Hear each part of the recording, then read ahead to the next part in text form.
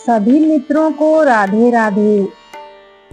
आज मैं बताने जा रही हूँ, घर पर शिवलिंग हो तो इस विधि से करें पूजा, भूल कर भी ना करें ये गलतियाँ। कुछ लोग रोजाना मंदिर जाकर शिवलिंग पर जल नहीं चढ़ा सकते, तो इसलिए वे घर में ही शिवलिंग स्थापित करके उनकी पूजा करते हैं। शास्त्रों में शिवलिंग की पूजा घर में करने को लेकर के कुछ विशेष नियम बताए गए हैं, जो मैं आज आपको इस वीडियो में बताती हूँ। हिंदू घरों में कुछ लोग रोजाना अपने घरों में शिवलिंग की पूजा करते हैं और जल चढ़ाते हैं, लेकिन क्या आपको पता है कि अगर आपने घर पर शिवलिंग स्थापित किए हुए हैं तो उनकी पूजा के कुछ खास नियम होते हैं। इन नियमों का पालन भगवान शिव की पूजा में करना अनिवार्य माना जाता है।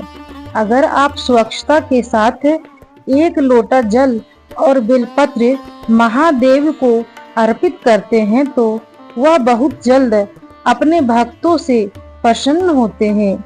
आइए आपको बताते हैं घर में शिवलिंग की पूजा करने के विशेष नियम। अगर आपने अपने घर में शिवलिंग स्थापित किया है तो रोजाना नियमित रूप से उनकी पूजा करें। यदि आप समय की कमी या फिर किसी और कारण से शिवलिंग का अभिषेक नहीं कर पाते हैं तो घर में शिवलिंग स्थापित नहीं करना चाहिए। शिवलिंग की नियमित रूप से पूजा न करने पर आपको शिव जी का क्रोध झेलना पड़ सकता है और आपको इनके अशुभ परिणाम प्राप्त होंगे।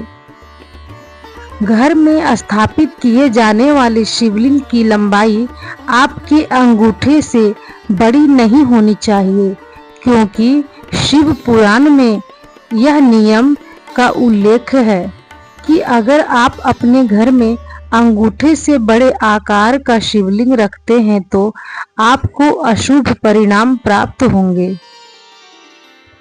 घर पर शिवलिंग हो तो इस बात का ध्यान रखें कि हमेशा उत्तर दिशा की ओर मुख करके ही जल चढ़ाना चाहिए।